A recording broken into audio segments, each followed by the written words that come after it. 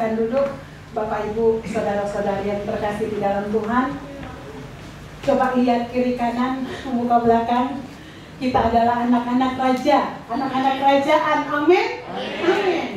Kita adalah duta-dutanya Allah ya, duta-duta kerajaan Allah. Jadi kita jangan pernah merasa bahwa hidup kita adalah hidup yang biasa-biasa. Karena kalau kita ada di tempat ini, itu karena Tuhan punya rencana yang begitu luar biasa di dalam kehidupan kita yang harus kita selesaikan di dalam hidup kita ya Bapak Ibu ya. Bapak Ibu, kalau hari ini saya tetap akan membawakan kebenaran firman Tuhan dari Bapak Gembala. Kalau ini bagian yang ketiga, kalau dua bagian yang kemarin kita sudah bahas bersama-sama di dalam bulan Agustus ya Bapak Ibu. Ini hal yang menurut saya sangat penting di dalam kehidupan kita, yaitu find your calling. Artinya apa Bapak Ibu? Temukan panggilan hidup kita. Bapak Ibu, kita sadar bahwa hidup kita di dalam dunia ini ada hidup yang sementara. Di dalam Mazmur, Bapak Ibu, di dalam Mazmur, coba kita sama-sama buka di dalam Mazmur 90.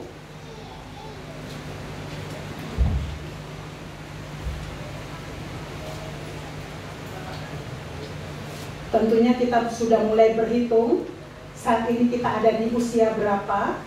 Dan firman Tuhan katakan di dalam Mazmur 90 ayat 10. Saya bacakan untuk kita semua. Firman Tuhan ditulis oleh Musa yang mengatakan seperti ini. Masa hidup kami 70 tahun. Dan jika kami kuat 80 tahun.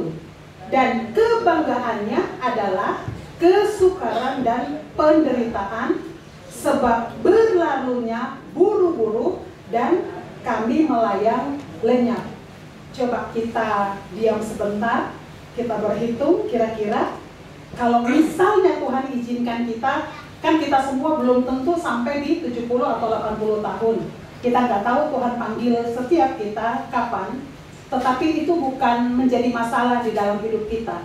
Kalau kita ada saat ini dan firman Tuhan masih berbicara kepada kita untuk kita hidup di dalam panggilan, atau hidup di dalam destiny, atau hidup di dalam apa yang Tuhan mau kita lakukan, saya percaya bahwa tidak pernah ada kata terlambat ya Bapak Ibu ya. Kalau hari ini kita bahas kebenaran firman Tuhan ini yang ketiga kali, itu pertanda bahwa Tuhan mau di dalam kehidupan kita benar-benar kita hidup maksimal ya Bapak Ibu. Kalau kita dengar Bapak Ibu, kira-kira tanah yang paling mahal yang ada di dalam dunia ini ada di mana Bapak Ibu? Ternyata Bu Liana udah tahu per meternya berapa? 5 juta. Kalau tanah itu Jakarta mahal banget, kota-kota besar itu mahal banget ya, tetapi itu kurang mahal dengan tanah apa tadi? Tanah kuburan. Kenapa tanah kuburan itu bisa jauh lebih mahal daripada tanah di Jakarta, di kota besar Bapak Ibu? Karena yang dikubur di dalam kuburan tersebut adalah anak-anak Tuhan yang Tuhan sudah kasih potensi maksimal di dalam kehidupan kita, tetapi tidak digunakan semaksimal mungkin. Jadi di dalam tanah kuburan itu semua kekayaan yang Tuhan taruh di dalam hidup kita, tanggung jawab terkubur bersama di dalam tanah kuburan. Makanya dikatakan apa Bapak Ibu? Tanah kuburan tersebut tanah yang paling mahal. Jangan ya Bapak Ibu ya. Kalau bisa pada saat kita dikubur itu tanah yang paling murah. Kenapa? Karena itu kosong, cuma tinggal tengkorak, tulang belulang aja. Nah, hari ini Bapak Ibu, sebelum kita masuk, kita baca di dalam Efesus. Karena kita ada di tempat ini, Bapak Ibu, saya percaya bahwa ini yang mau Tuhan bicara di dalam kehidupan kita. Efesus 5 ayat 15 dan ayat 16. sampai ayat 17 ya, saya bacakan. Efesus 5 ayat 15 sampai dengan ayat 17. Karena itu, perhatikanlah dengan seksama bagaimana kamu hidup. Janganlah seperti orang bebal, tetapi seperti orang arif. Dan pergunakanlah waktu yang ada, karena hari-hari ini adalah jahat. Ayat 17 ya Bapak Ibu. Kita baca bersama-sama. 2, 3. Sebab itu, janganlah kamu bodoh, tetapi usahakanlah supaya kamu mengerti kehendak Tuhan. Saya percaya bahwa semua kita di tempat ini adalah orang-orang yang bijak. Amin. Karena dikatakan dalam firman Tuhan, janganlah kamu bodoh, tetapi usahakanlah supaya kamu mengerti kehendak Tuhan. Kalau kita duduk di tempat ini, saya percaya bahwa kita mau belajar untuk mengerti kehendak Tuhan. Amin. Amin. Kalau pada waktu yang lalu, Bapak Ibu, kita sudah belajar bersama-sama ya Bapak Ibu di dalam Efesus 2 ayat 10. Kita sungguh bersyukur ya, kita punya Bapak Gembala yang luar biasa yang mengingatkan kita bahwa kehidupan kita ini sangat berharga, kehidupan kita ini sangat mahal ya Bapak Ibu ya. Di dalam Efesus 2 ayat 10, boleh silakan Bu baca. Karena kita ini buatan Allah, diciptakan dalam Kristus Yesus untuk melakukan pekerjaan baik yang dipersiapkan Allah sebelumnya. Ia mau supaya kita hidup di dalamnya. Bulan kemarin kita sudah sama-sama sepakat bahwa kita hadir di dunia ini karena benar-benar rencana Tuhan. Amin. Amin. Tuhan gak pernah iseng, Tuhan gak pernah gagal. Kalau kita ada pada saat ini, sebagaimana kita ada, karena memang Tuhan merancangkan dan mempersiapkan untuk kita ada pada saat ini. Bapak Ibu, kalau kita adalah duta-duta kerajaan Allah, berarti ada tugas atau tanggung jawab yang harus kita selesaikan di dalam kehidupan kita. Itu yang dikatakan destiny ya Bapak Ibu ya.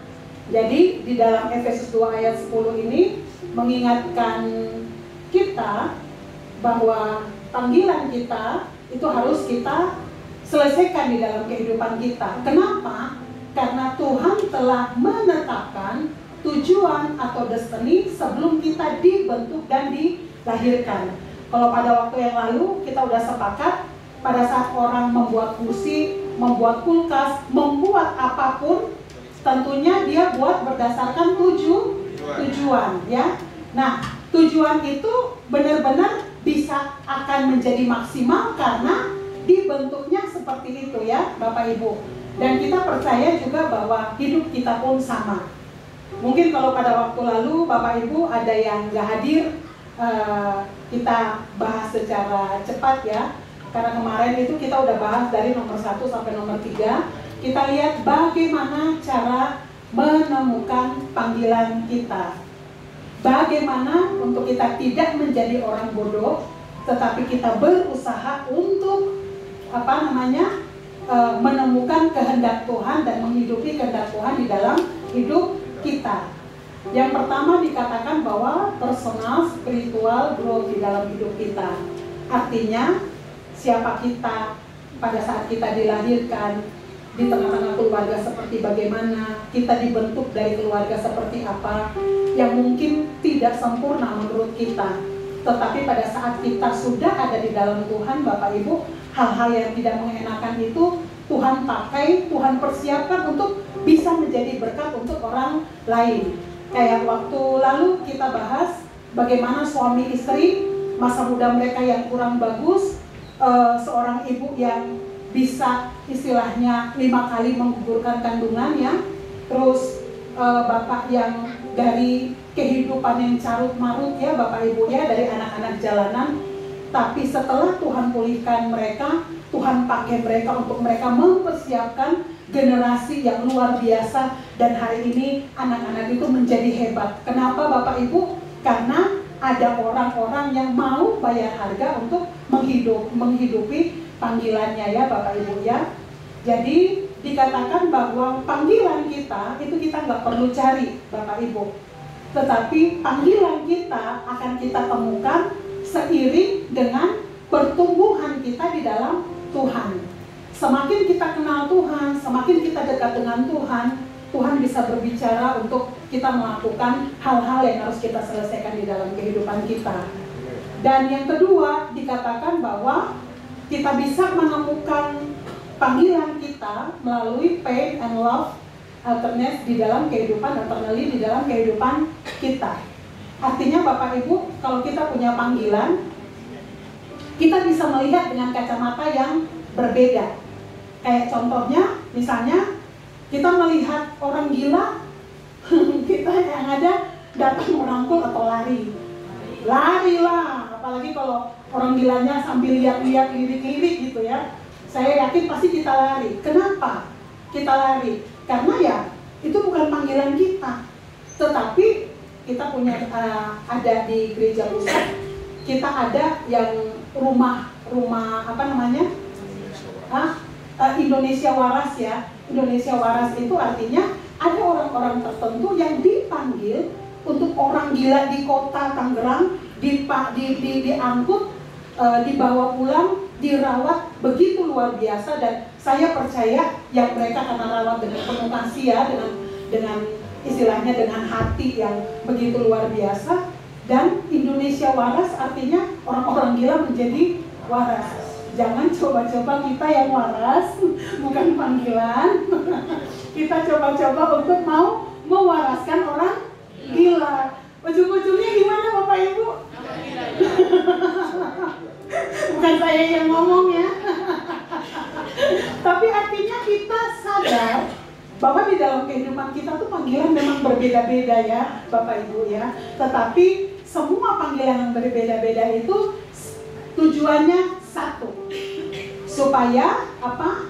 Ada jiwa yang dimenangkan, mengenal Tuhan dan diselamatkan. Karena itu tujuan Tuhan pada saat mati di atas kayu salib, untuk sebanyak bahkan seluruh dunia ini diselamatkan. Yang ketiga, kita udah bahas tentang passion atau gairah ya Bapak Ibu. Kita bisa temukan panggilan kita itu juga melalui hal-hal yang buat kita bersemangat atau bergairah. Bahas lagi, kayak contoh misalnya kayak saya, untuk memasak aja penuh perjuangan luar biasa. Tapi cita-cita pengen jadi chef paling hebat di Cilegon. Koki, ketawanya ketawa penuh. Ngenyek, impossible, mustahil. Artinya gini Bapak Ibu, kalau ada hal-hal di dalam hidup kita yang kita lakukan, kita enjoy, kita senang Bapak Ibu, itu bisa salah satu tanda bahwa itu ada panggilan di dalam hidup kita. Kayak misalnya ibu-ibu yang suka banget kalau misalnya ngunjungin orang sakit ya, terus istilahnya dengar ada apa-apa tuh langsung cepat gerak gitu. Itu berarti dia punya apa sih namanya? Passion itu sebutnya apa sih kalau di dalam gereja? Pemerhati ya, pemerhati. Apakah semua orang bisa pemerhati? Belum tentu. Kalau orang yang istilahnya bukan pemerhati ya, untuk mengunjungi orang itu beratnya luar biasa Bapak Ibu. Tapi kalau orang yang pemerhati, dia dengar ada ini, langsung geraknya bisa cepat banget ya. Contoh misalnya passion juga. Kalau kita punya hati buat ngajar anak-anak sekolah minggu, anak-anak nakal pun happy kita yang ngeliat. Tapi jangan pernah coba, kita nggak punya istilahnya passion untuk ngajar anak sekolah minggu, kita coba-coba masuk ngajar jadi guru TK. Yang ada apa Bapak Ibu? Stres ya. Jadi intinya Bapak Ibu, kita bisa menemukan panggilan kita juga dengan hal-hal yang buat kita senang. Pemerhati juga, saya ingat di tengah-tengah kita ini sebenarnya ada orang yang kalau misalnya ada kegiatannya, ada pertemuan atau ada apa di gereja, dia nggak pernah datang dengan tangan kosong. Selalu ada bawaan, entah bawa kue atau bawa apalah ya gitu untuk makan. Itu sebenarnya salah satu ciri pemerhati Bapak Ibu ya. Kenapa? Karena dilakukan itu dengan senang, dilakukan dengan sukacita. Kalau orang yang nggak punya hati, ya udah, walaupun perut kosong datang biasa aja gitu ya. Tapi itu istilahnya hal-hal yang kita lakukan dengan penuh sukacita, itu bisa kita temukan ada panggilan di dalam hidup kita ya, Bapak Ibu ya. Panggilan itu artinya, Bapak Ibu, kita bicara tentang panggilan, artinya Tuhan mau ada hal yang kita lakukan buat orang lain yang ada di sekeliling kita, supaya orang bisa mengenal siapa Tuhan yang kita sembah. Keselamatan hanya ada di dalam Tuhan Yesus. Karena firman Tuhan gak pernah berubah, Allah kita gak pernah berubah. Di bawah kolong langit ini tidak ada nama lain yang menyelamatkan. Yang menyelamatkan hanya di dalam Tuhan Yesus Kristus. Dan kita disebut anak-anak kerajaan, anak-anak Allah. Kita ada di tempat ini karena kita sudah diselamatkan. Dan Tuhan mau tidak hanya kita yang diselamatkan, tetapi orang-orang yang ada di sekeliling kita, orang-orang yang kita kasihi, itu juga diselamatkan karena kehidupan kita, ya Bapak Ibu ya. Nah, ini dikatakan oleh Rick Warren bahwa panggilan itu bisa terkoneksi pada saat ada hal-hal yang buat hati kita hancur, ya Bapak Ibu ya. Itu bisa istilahnya kayak tadi yang dikatakan kayak passion itu, dia bisa lihat dengan kacamata yang berbeda ya Bapak Ibu. Kalau kita orang biasa yang nggak ada passion, kita lihat biasa. Tapi kalau orang yang punya passion, dia bisa lihat dengan hati yang hancur, yang begitu luar biasa, dan tidak stop sampai dia hanya punya hati yang berbeda Bapak Ibu. Tetapi biasanya dia akan berusaha bagaimana cara supaya dia bisa menjadi jawaban atau menyelesaikan masalah yang dilihat tersebut Bapak Ibu. Nah, passion itu dikatakan seperti ini Bapak Ibu. Kita ingin menyelesaikannya karena kita didesain memang untuk tugas tersebut, sehingga kita senang melakukannya. Kayak contoh yang saya kasih contoh tadi pagi Bapak Ibu, orang yang bisa nyanyi, orang yang bisa musik, untuk jadi WL itu dia nggak perlu istilahnya effort yang terlalu besar untuk dia bisa menjadi jauh lebih maksimal. Tapi jangan coba-coba kita nadanya juga udah salah, ngerti musik juga nggak terlalu, tapi cita-cita pengen jadi WL, kira-kira bisa nggak? Bisa banget Bapak Ibu. Yang penting dia belajar, yang penting dia tekun. Tapi kalau itu membuat kita jadi effort dan stres, mungkin itu bukan panggilan kita ada di situ ya Bapak Ibu ya. Nah, sekarang kita masuk Bapak Ibu di dalam poin yang keempat.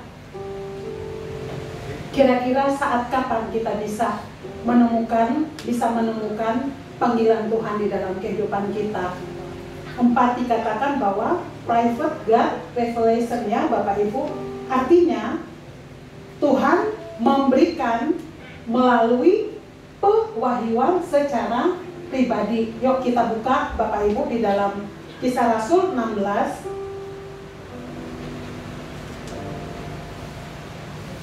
Kisah Rasul 16 ayat 9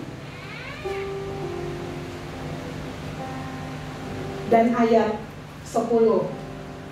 Apakah semuanya sudah dapat? Udah? Katakan amin.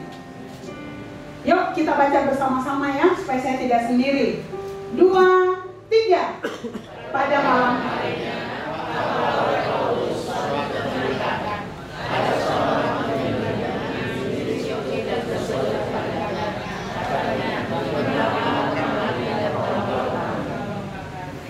setelah Paulus melihat penglihatan itu, segeralah,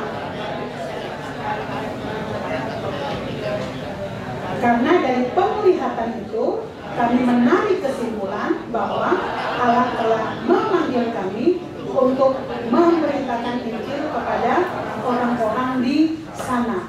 Bapak Ibu, Tuhan bisa menyatakan panggilannya di dalam kehidupan kita, juga bisa melalui mimpi ya Bapak Ibu. Mungkin kalau hari-hari ini Bapak Ibu sedang dikasih mimpi oleh Tuhan Tuhan sedang membukakan ada hal-hal yang mungkin orang lain gak bisa lihat, tetapi kita tahu bahwa Tuhan sedang berbicara kepada kita. Berdoalah Bapak Ibu, berdoa, tanya Tuhan kira-kira dengan yang sudah Tuhan bukakan, apa yang harus Bapak Ibu atau saya lakukan atau kerjakan. Karena kenapa Bapak Ibu? Kepekaan kita, ketaatan kita itu akan menyelamatkan jiwa-jiwa yang sedang Tuhan titip melalui kehidupan kita, Bapak Ibu. Waktu Rasul Paulus, mereka tujuannya mau ke Asia, Bapak Ibu, tetapi di dalam penglihatan Tuhan suruh ke Makedonia. Kalau Makedonia itu arahnya mana Pak? Jermannya, Ethiopia ya? Ya, Cikampek ya. Bapak Ibu, kita di sini banyak yang dari Korea Utara. Rasul yang hebat yang membawa kekristenan ke Korea Utara, siapa namanya? Nommensen dari mana, Om? Dari Jerman. Ya, Eropa ya, Bapak Ibu. Saya yakin banget Bapak Ibu, itu sebenarnya Nommensen itu bisa percaya kepada Tuhan, bisa ada sangkut pautnya dengan ketaatan daripada Rasul Paulus. Ya Bapak Ibu ya. Bahkan kalau kita duduk saat ini di tempat ini, entah kakek atau nenek kita, karena penginjilan daripada Nommensen, sehingga hari ini kita ada di tempat ini. Bapak Ibu, kita lihat bahwa ketaatan Paulus, pelayanannya dia yang begitu luar biasa, membawa banyak jiwa untuk datang kepada Tuhan. Apakah itu hal yang mustahil untuk kita lakukan seperti Rasul Paulus? Tentunya tidak, Bapak Ibu. Tetapi sebagaimana kita taat, kita merespon di dalam kehidupan kita, sebesar itulah Tuhan akan memakai kehidupan kita. Ya Bapak Ibu, saya percaya bahwa di dalam hidup kita Tuhan sering berbicara ya Bapak Ibu melalui keadaan-keadaan sekeliling kita. Coba kita buka di dalam Ayub 33.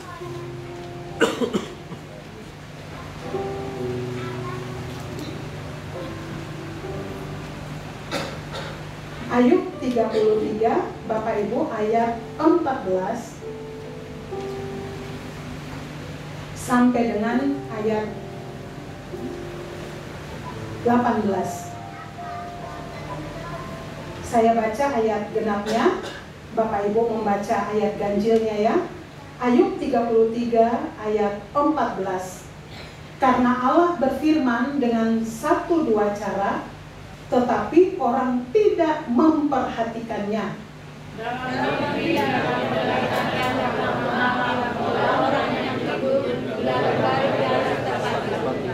Maka ia membuka telinga manusia dan mengejutkan mereka dengan teguran-teguran.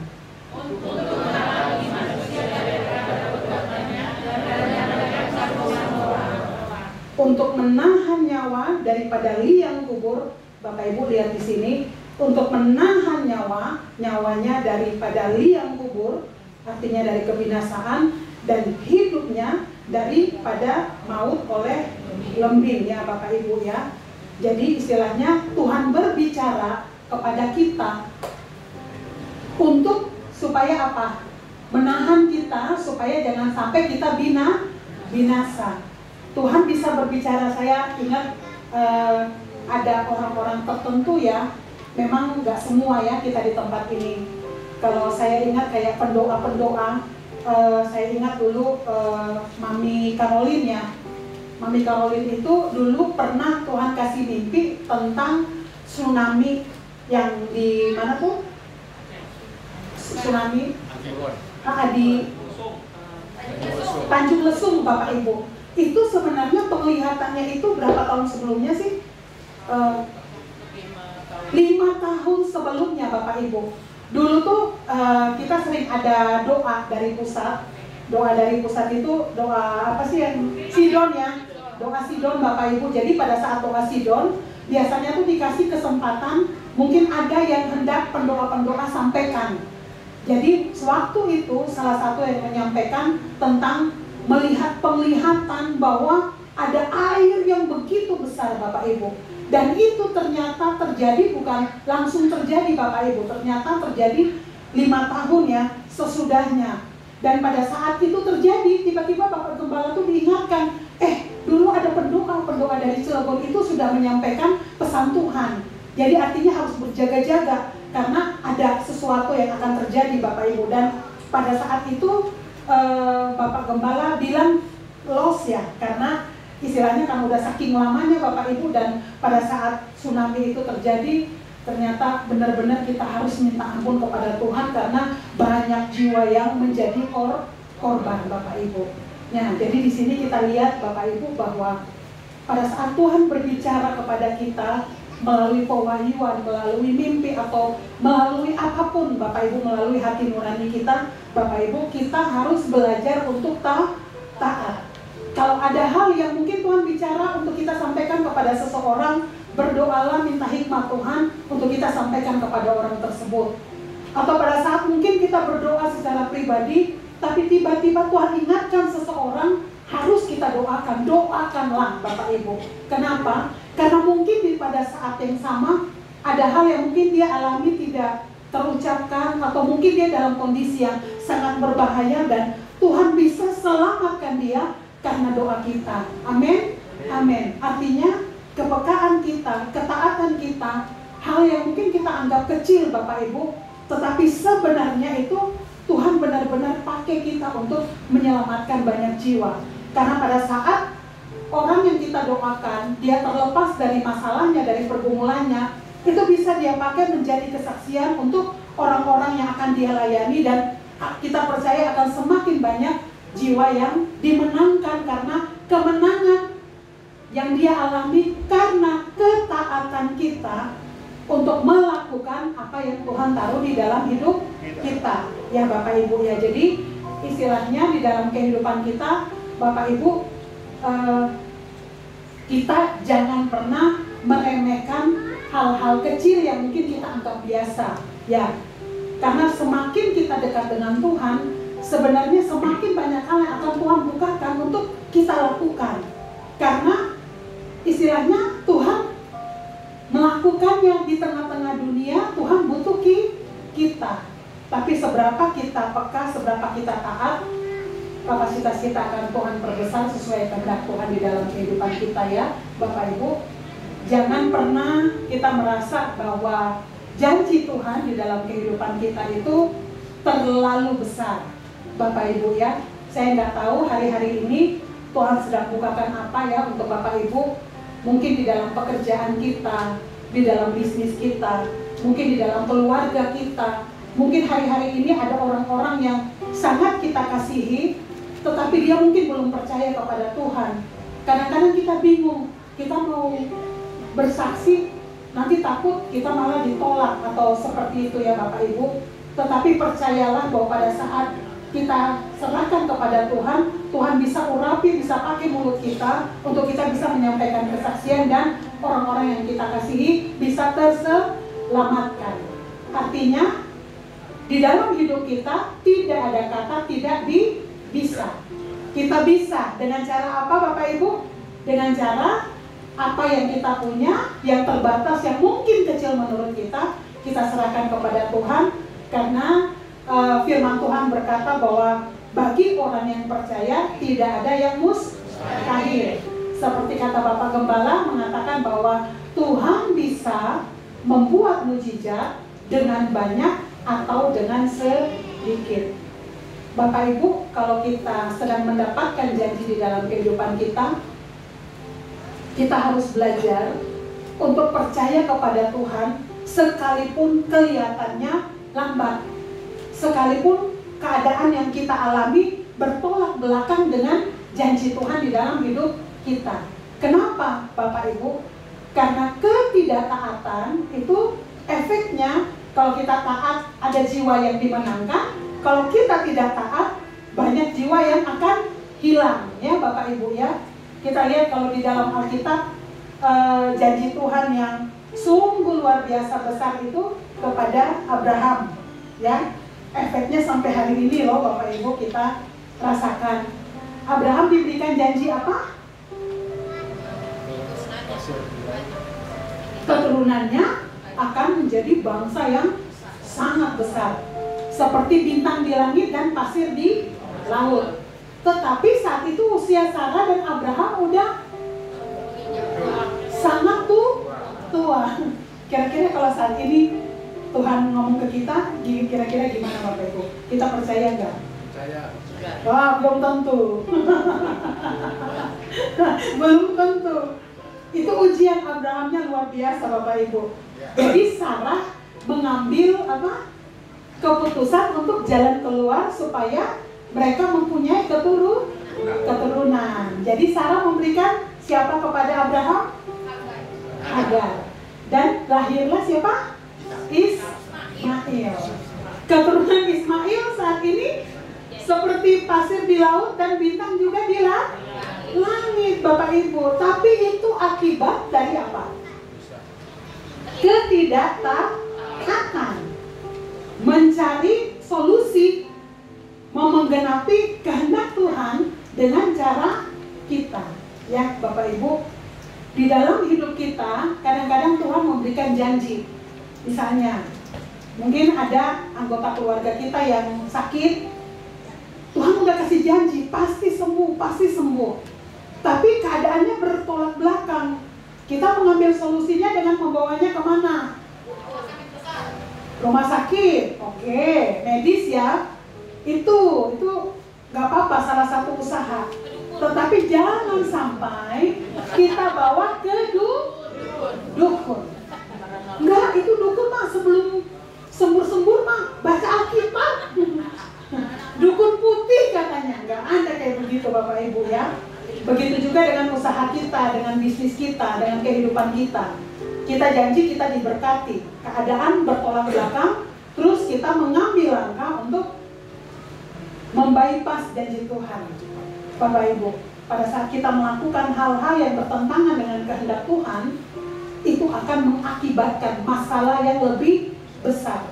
Pada saat kita nggak taat Bapak Ibu, sebenarnya kita sedang menciptakan suasana yang seharusnya kita tidak harus lewatin, yang seharusnya kita tidak harus jalani. Tapi karena ketidaktaatan, jadi membuat hal yang semakin buat semakin kita bergumul, membuat kita semakin tertekan, bahkan mungkin membuat kita punya hubungan dengan Tuhan terputus karena kita punya rasa bersalah yang hebat, karena kita tahu bahwa kita menduakan Tuhan di dalam kehidupan kita.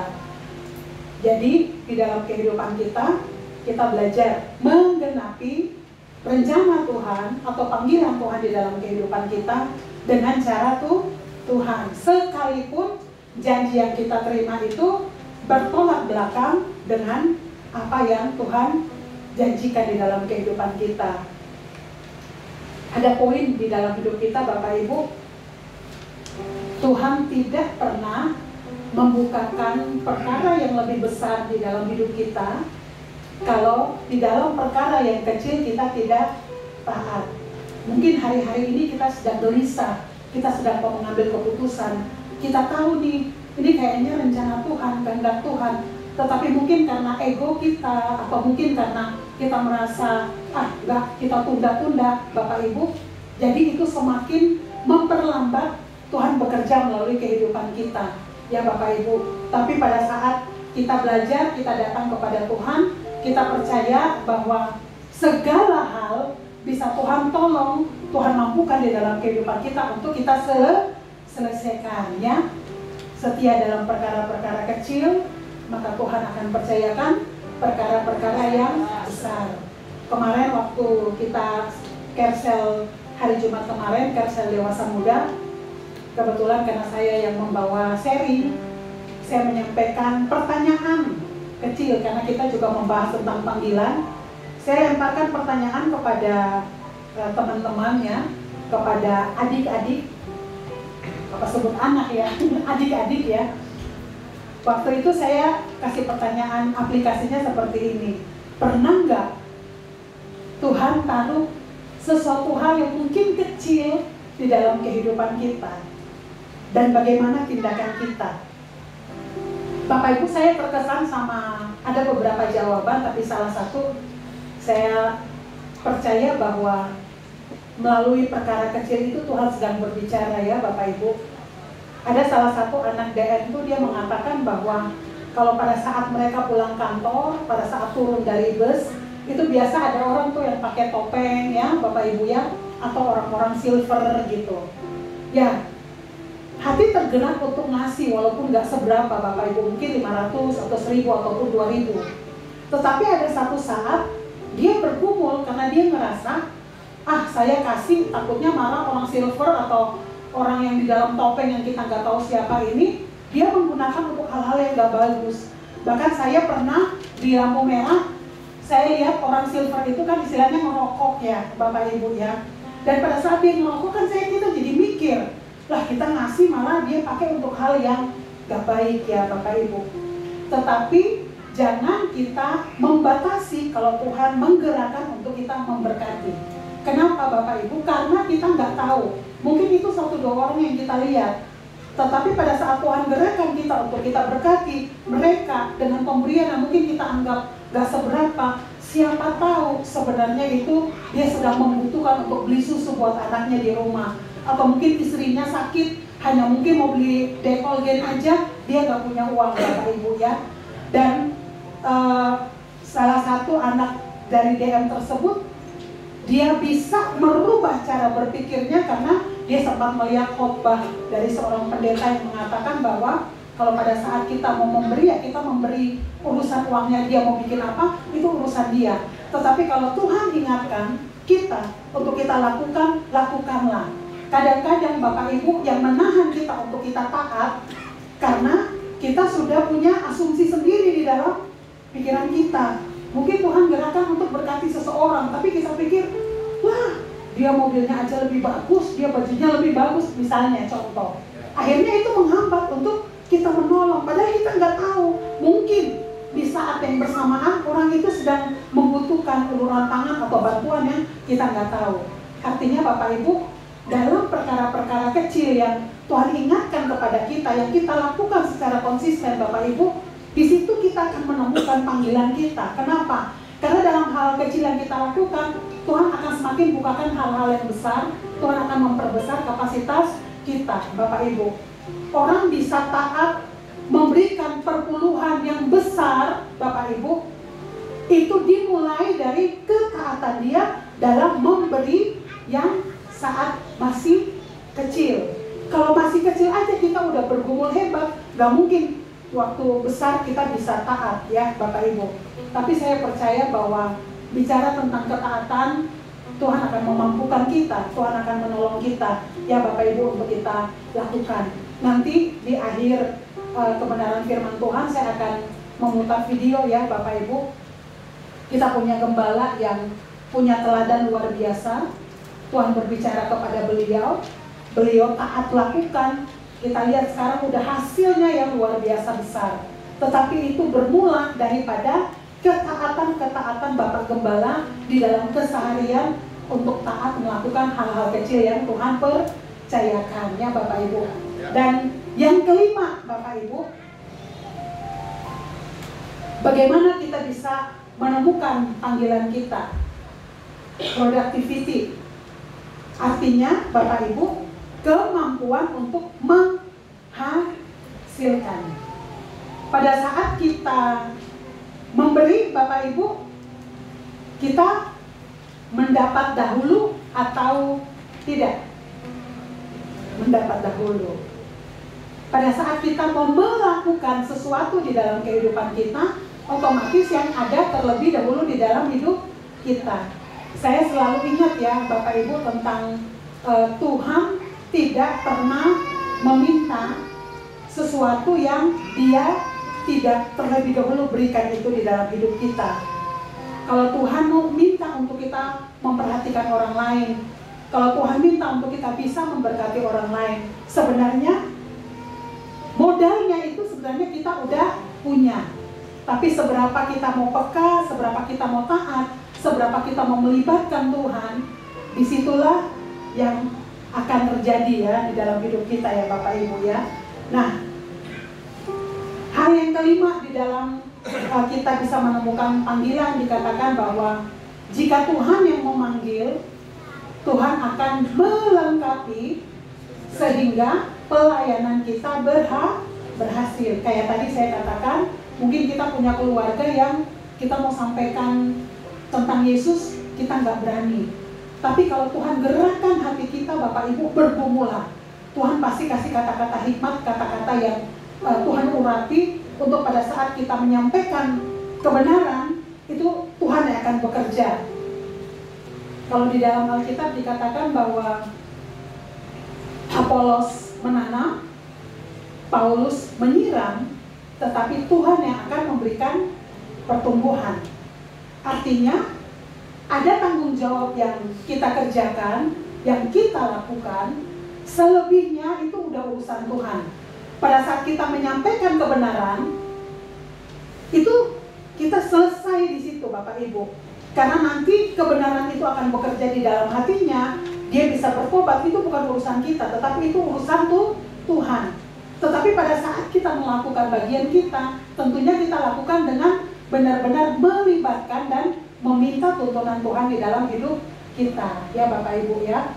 Nah, yang kedua tentang ini productivity itu artinya ada tindakan yang harus kita lakukan untuk menjalankan panggilan sedikit demi sedikit. Artinya dari hal-hal kecil, perkara-perkara kecil, kita setia, nanti Tuhan akan perbesar kapasitas hati kita, Tuhan perbesar kapasitas hidup kita untuk kita bisa melakukan hal yang lebih besar dalam hidup kita.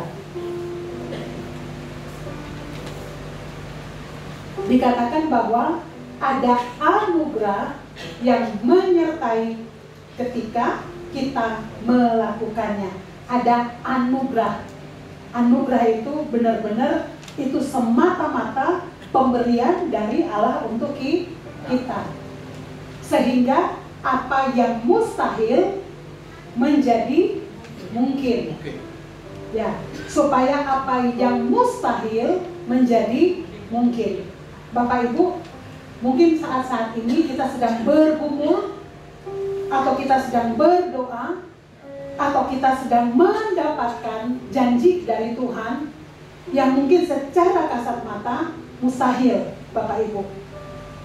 Percayalah kalau Tuhan yang berjanji, Tuhan gak pernah berubah. Tetapi respon kita, keputusan kita, tindakan kita itu akan menentukan seberapa cepat Tuhan bekerja melalui hidup kita, atau seberapa besar Tuhan bisa memakai hidup kita. Ya Bapak Ibu ya, saya percaya Bapak Ibu, kalau Tuhan yang berjanji, Tuhan gak pernah berubah. Berarti janji Tuhan pasti akan tergenapi di dalam kehidupan kita. Amin. Tapi tergenapi saatnya, itu saatnya Tuhan. Yang menjadi bagian kita, apa yang Tuhan tuntun untuk kita lakukan, step demi step, hal-hal kecil yang Tuhan taruh dalam hidup kita, lakukanlah. Dan hasil itu udah Tuhan yang akan kerjakan di dalam kehidupan kita ya Bapak Ibu. Ini quote yang bagi saya sangat bagus, yang sangat luar biasa. Panggilan kita tidak kita temukan di dalam hal yang spektakuler, tetapi kita bisa temukan bahkan di dalam hal-hal yang tersembunyi, di dalam hal-hal kecil, tetapi kita lakukan secara konsisten ya Bapak Ibu. Kalau kita mau melihat perkara spektakuler, perkara yang besar di dalam kehidupan kita, kita harus belajar untuk melakukan hal-hal kecil yang mungkin kita anggap remeh, tetapi Tuhan gerakkan untuk kita lakukan, selesaikanlah di dalam kehidupan kita. Amin. Pada saat kita mau hidup di dalam panggilan kita, Bapak Ibu, dikatakan bahwa hasil pelayanan kelihatan peningkatannya karena pengurapannya yang menyertai kita. Kalau kita lakukan dengan kekuatan kita, Bapak Ibu, kita akan capek, kita akan lelah, bahkan ujung-ujungnya mungkin kita akan menyalahkan Tuhan. Tetapi kalau kita lakukan dengan kekuatan Tuhan, Bapak Ibu, kita taat, kita lakukan bagian kita, saya percaya tidak akan mungkin mengkhianati hasil. Karena kalau kita lakukan seperti apa yang Tuhan mau kita kerjakan, kita lakukan di dalam kehidupan kita. Toh firman Tuhan katakan bahwa tidak ada perkara yang mustahil, ya Bapak Ibu ya.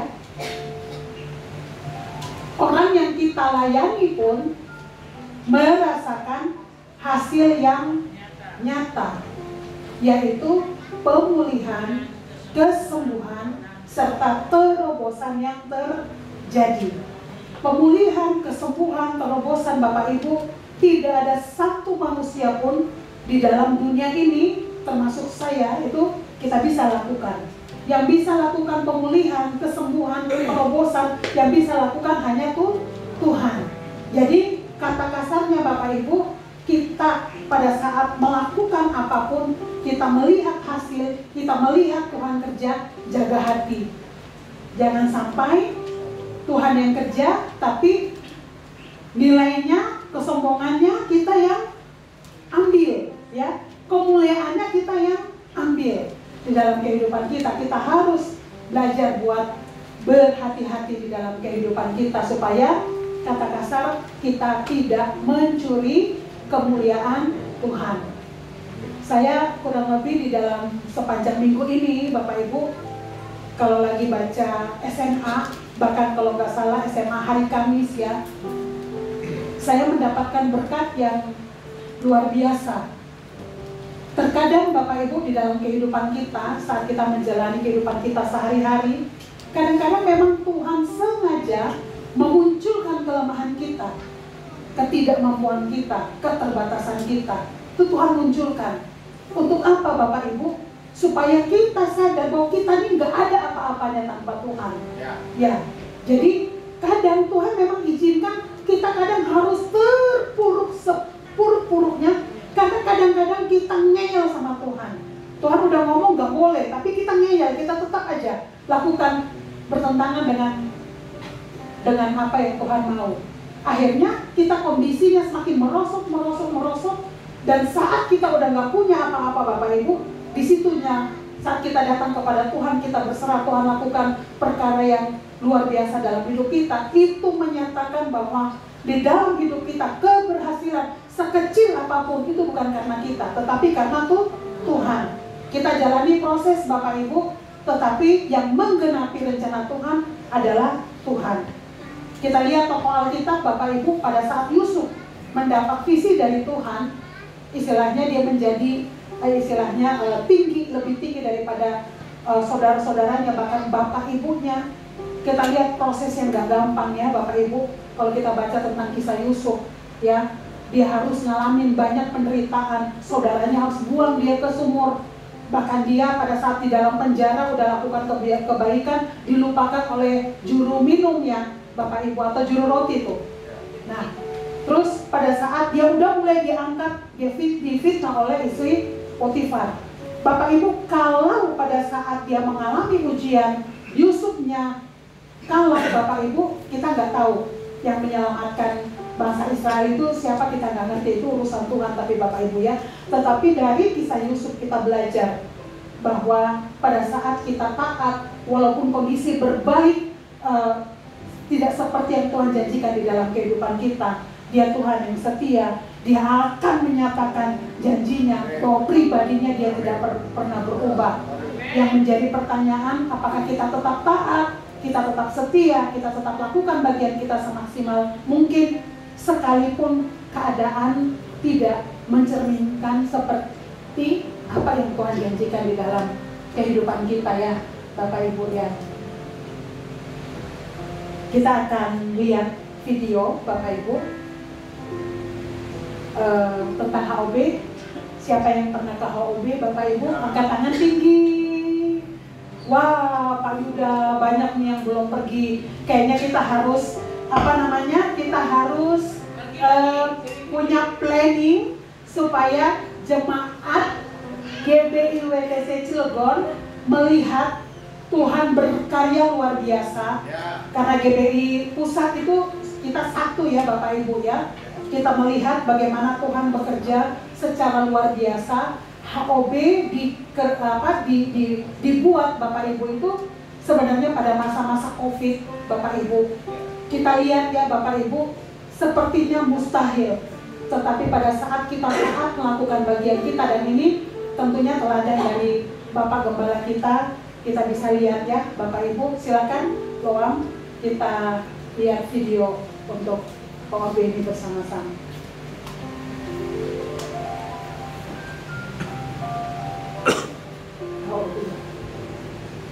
Dari sebuah visi yang Tuhan berikan melalui senior pastor di Bethlehem pada tahun 2015, House of Bread Integrated Farming lahir untuk menjadi sarana gereja WTC untuk memberi makan orang miskin dan memberi makan kota dengan makanan sehat. HOB mulai melakukan pemagaran tanah 12 hektar di Sukamulia yang kini disebut Eden Park 2. HOB memulai dengan menanam bayam dan kangkung secara organik. Tanpa disangka, hasil bayam dan kangkung HOB mendapatkan animo yang sangat besar.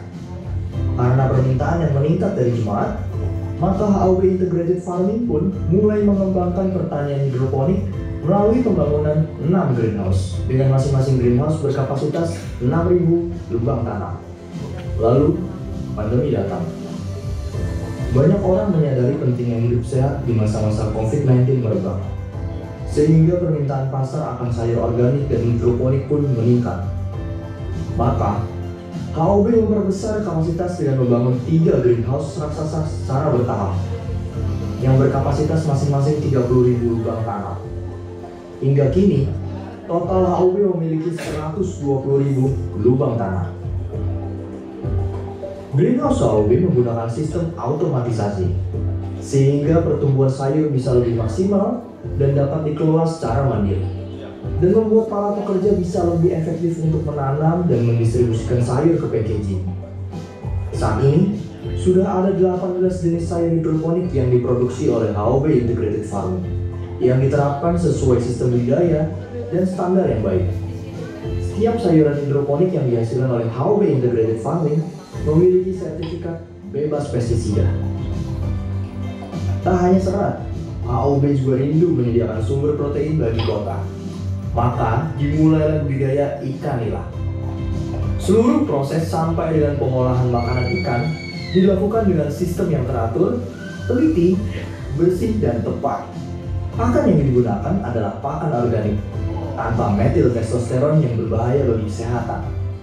Menjadikan ikan nila HOB adalah sumber protein yang aman dan unggul. Bahkan, dapat dikonsumsi oleh ibu hamil, anak-anak, maupun orang tua. Proses pembudidayaan ikan nila dibagi menjadi 4P, yaitu pemijahan, pendidiran, pembesaran, dan panen. Pemijahan adalah proses mengawinkan induk ikan betina dan jantan. Pendidiran adalah pemeliharaan benih ikan sampai ukuran kurang lebih 5-7 cm untuk selanjutnya dipindahkan ke kolam pembesaran. Di kolam pembesaran, ikan nila dibesarkan secara organik sampai siap dipanen. Proses budidaya ikan nila dimulai dengan 20 kolam. Hingga kini HOB Integrated Farming telah mempunyai 271 kolam yang dapat menghasilkan 15 ton ikan nila setiap bulannya.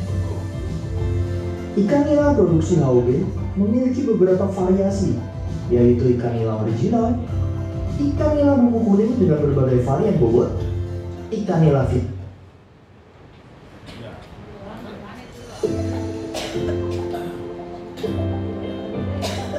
Ya, HOB membangun sebuah greenhouse seluas 1.600 meter persegi khusus untuk anggur. Dirancang dengan sistem tralis Y dan para-para yang memungkinkan anggur tumbuh optimal, menyerap cahaya matahari yang sempurna, serta mendapatkan sirkulasi udara yang baik. Saat ini, kami membudidayakan 200 pohon anggur dari 10 varian unggulan dengan perawatan intensif dan sistem tanam yang terkontrol. Kami mampu menghasilkan 2 kali panen setiap tahunnya.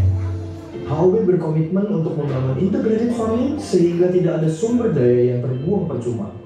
Untuk itulah HOB menternakkan sapi dan domba agar menjadi sumber pupuk kompos yang diperlukan untuk pertanian sayur organik dan pohon buah organik. Kini, HOB telah memiliki pabrik yang dibangun dengan sistem GMP atau Good Manufacturing Practices. Pabrik HOB kini memproduksi bandeng presto, banana bread, banana muffin, sambal dengan beberapa varian. Ada sambal tomat, sambal terasi, sambal bawang, dan sambal andaliman yang menjadi best seller di kalangan konsumen. HOB juga membuat sebuah produk minuman immune booster yang diformulasikan dari 100% sari buah dan sayur tanpa tambahan gula, air, ataupun pengawet. Diperkaya jambu kristal, daun kale, dan daun kelor, minuman ini menjadi sumber antioksidan dan vitamin C yang sangat kuat. Hadir sebagai solusi alami untuk meningkatkan daya tahan tubuh dan melawan kelelahan sepanjang hari. Pabrik HOB diperlengkapi dengan glass freezer, cold storage, dan cool room. Glass freezer berentang suhu hingga minus 43 derajat Celcius. Untuk mempercepat proses pembekuan ikan, sekaligus membunuh kuman agar ikan selalu fresh dan segar. Ikan yang sudah dibekukan akan dipindahkan ke cold storage. Cool room berfungsi untuk menjaga kesegaran sayur sejak panen, pengemasan, hingga sampai ke tangan konsumen. Setelah 8 tahun dengan setia menolong orang miskin, memberi makan kota, membantu para misionaris, menolong misi ke daerah baik Papua, Kalimantan, Sumatera, dan daerah-daerah lainnya, maka pada tahun 2023 Tuhan membukakan bahwa di tanah Eden Park ini ada sumber air bersih yang melimpah, di mana setelah diuji secara lab oleh Sukovindo, didapati air dari tanah HOB sangat segar, sehat, dan memenuhi SNI untuk diproduksi sebagai air minum dalam kemasan. Oleh karena itu, dengan kerinduan agar jemaat dan masyarakat dapat hidup sehat setiap harinya, maka sejak akhir Desember 2023, HOB mulai membangun pabrik air minum dalam kemasan atau AMDK. Pabrik air minum dalam kemasan HOB dibangun dengan memperhatikan kebersihan dan sanitasi pabriknya. Salah satunya adalah dengan menggunakan epoksi di setiap lantai pabriknya. Setiap karyawan yang bekerja pun wajib menggunakan hairnet, sarung tangan, dan sepatu khusus produksi, sehingga setiap produk air minum yang dihasilkan HOB sangat higienis, segar, dan sehat. Di HOB Mart, jemaat dan konsumen lainnya, mereka bisa membeli dan menikmati semua produksi yang dihasilkan oleh HOB. House of Bread Integrated Farming senantiasa berkomitmen untuk mengusahakan kesejahteraan masyarakat sekitar, kota, dan bangsa. Impian kami, kiranya tercipta masyarakat Indonesia yang sehat dan sejahtera secara holistik, jasmani, dan rohani. Tuhan Yesus memberkati. Kita berikan tepuk tangan Bapak Ibu kita. Tuhan yang luar biasa Bapak Ibu. Bapak Ibu, kita lihat ya prosesnya HOB bisa sampai sebesar ini ya Bapak Ibu. Pertama dari tanam apa? Kangkung sama bayam, terus buah-buahan, bahkan sampai udah 16 macam sayur, terus untuk pelihara kambing, domba ya Bapak Ibu, terus masuk diperbesar lagi air Bapak Ibu. Bapak Ibu, kalau kita lihat ini hasilnya sudah sedemikian besar ya Bapak Ibu. Tetapi kita harus sadar bahwa untuk memulai HOB tentunya dimulai dari hal yang kecil karena ketaatan dari Bapak Gembala kita ya Bapak Ibu. Apakah mustahil? Gak mustahil. Bahkan HOB ini udah semacam kayak contoh untuk dari orang luar negeri pun datang untuk belajar ke HOB. Kita bersyukur, kita melihat contoh di dalam kehidupan kita bahwa ketaatan itu benar-benar Tuhan menunjukkan ada hasil yang begitu luar biasa. Begitupun Bapak Ibu kayak rumah sakit RIS, Bapak Ibu berkali-kali kita katakan bahwa dimulai dari pengobatan gratis, terus mulai klinik, dan sampai rumah sakit saat ini yang besar luar biasa ya Bapak Ibu. Pada saat membangun HOB, pada saat membangun RIS, pada saat membangun rumah sakit Indonesia Waras, bahkan sekolah ya Bapak Ibu. Bapak Ibu, kita lihat bahwa semua dimulainya dari kecil. Kita berjalan dengan Tuhan, Karena itu janji Tuhan, kita bisa melihat pembelaan Tuhan begitu luar biasa. Itu pun terjadi di dalam kehidupan kita ya Bapak Ibu. Dan saya juga sangat percaya Bapak Ibu, kalau kita taat, kita mau dituntun oleh Tuhan, tidak ada perkara yang mustahil. Kita belajar setia, taat melakukan apa yang menjadi bagian kita, dan selebihnya Tuhan akan bekerja dengan cara dan kuasanya. Saya percaya melalui 5 langkah di dalam kehidupan kita, Tuhan menunjukkan destiny atau panggilannya secara spesifik dalam kehidupan kita pribadi lepas pribadi. Tuhan Yesus memberkati. Saya undang untuk kita bangkit berdiri. Kita akan angkat pujian bersama-sama Bapak Ibu.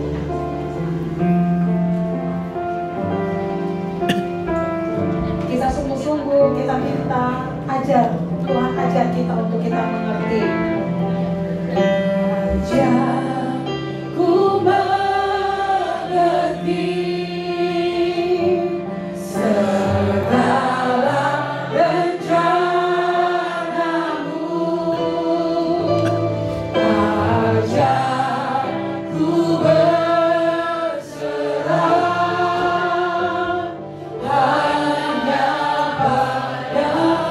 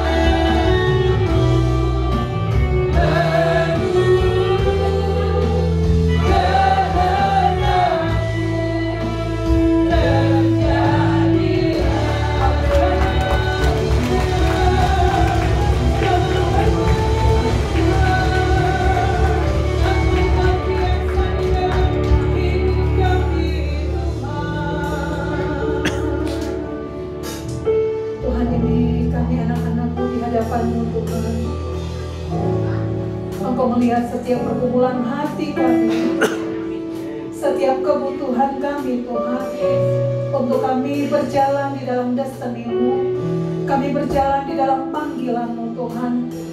Tuhan, kami sangat membutuhkan kekuatan dan pertolongan daripada Engkau Bapa, untuk kami taat, kami melakukan apa yang menjadi bagian kami, dan selebihnya Engkau bekerja, Engkau berkarya sebebas-bebasnya Tuhan melalui kehidupan kami Tuhan. Tuhan, berbicara terus di dalam hati kami Tuhan. Kalau mungkin saat-saat ini kami sedang bergumul Tuhan, dengan hati kami untuk kami mau taat Tuhan. Tuhan, terus berbicara dengan cara dan kuasa-Mu. Teguhkan panggilan setiap kami anak-anak-Mu Tuhan, sehingga benar-benar Tuhan, dengan pertolongan-Mu Roh Kudus yang ada di dalam kehidupan kami terus melakukan apa yang menjadi bagian kami. Kerajaan-Mu semakin dilebar luaskan oleh kehadiran kami di tengah-tengah dunia ini, dimanapun Engkau tempatkan kami Tuhan. Tuhan, kalau saat ini kami sedang bergumul, kami sedang berdoa Tuhan, kalau mungkin kami ragu melangkah Tuhan, Tuhan berbicara kekuatan, hikmat daripada Engkau mengalir Tuhan, memenuhi kehidupan setiap kami di dalam nama Tuhan Yesus Kristus. Tuhan, kami percaya bahwa pada saat kami mulai melangkah dalam perkara-perkara kecil, Engkau akan semakin memperbesar kapasitas kami Tuhan. Engkau sanggup memberkati kami, sehingga kami mampu memberkati orang-orang Tuhan yang ada di sekeliling kami Tuhan. Tuhan, biarlah hati yang terlebat dan hati yang penuh kasih, belas kasih ilahi itu Tuhan, terus mengalir di dalam hidup kami ya Bapa, sehingga hari-hari hidup kami Tuhan, kami tidak jalani sekedar biasa-biasa, namun kami lepas hari Tuhan belajar mengerti kehendak-Mu Tuhan dan rencana-Mu Tuhan di dalam kehidupan kami. Tuhan, terima kasih untuk setiap kami anak-anak-Mu yang hadir pada siang hari ini Tuhan, yang datang dalam pergumulan, dalam beban berat, pergumulan keluarga, pekerjaan, usaha, bisnis Tuhan. Engkau berikan jalan keluar yang terbaik Tuhan. Engkau satu-satu harapan kami Tuhan. Kami percaya bahwa orang-orang yang mengandalkan Engkau Tuhan tidak pernah Engkau permalukan. Terima kasih Tuhan untuk kehadiran-Mu di tengah-tengah kami. Kami mau siap pulang membawa berkat yang terbaik daripada Engkau Tuhan. Mari kita mengangkat hati dan tangan kita di hadapan Allah.